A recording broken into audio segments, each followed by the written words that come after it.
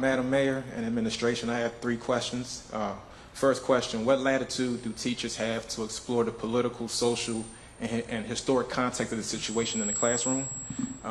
Second question, what safeguards are in place to prevent an overzealous response to physical altercations on school grounds, given what we see currently with the federal infringement?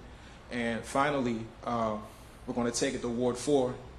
How is MPD preventing Officer Sutton and Lieutenant Zabaski and others who have been penalized in the past from repeating what they have done in terms of just their negative interactions with residents? Okay, your first question, I'm sorry. My first question is in regards to teachers. So what latitude do they have to explore? So one thing I just emphasize to teachers, that there's only one person in DC government authorized to do politics, and that's me. And teaching, however, they have the same latitude to instruct as they always have. But as far as the curriculum, can someone speak to that? There's no change to their curriculum. But what is in place for them to talk about this in the current context, historically? Let me ask the Chancellor how the public schools approach. Okay. Yeah, thank you, Seth, for that question. So no changes to our curriculum. The same expectations that we've had previously. We have actually a new curriculum roadmap this year for our elementary age students. Teachers do incorporate current events in some courses. They still have the latitude to do that, but we expect teachers to adhere to our curriculum as written. And as far as the physical altercations on campus, I've done reporting in the past. Students have complained about altercations on this campus. We wrote about BARD as well.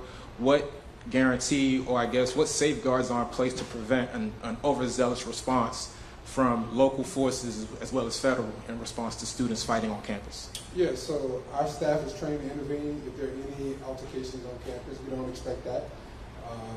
The educators, school administrators have been working hard over the summer to create an environment that is welcoming.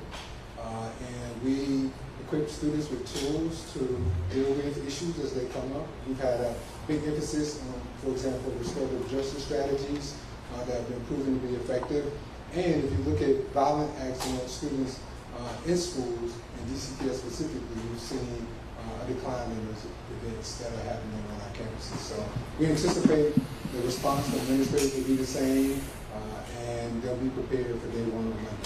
And in regards to the 2 officers that were pardoned, just very curious about their status, very curious, and this is my final question, of course, but for the time being. So at their status, one is no longer a member of the Metropolitan Police Department, and as I've stated before, the other member of our police department is in a right now he's going through the appropriate training. So which one's no longer a member, if you don't mind? The lieutenant. Thank you.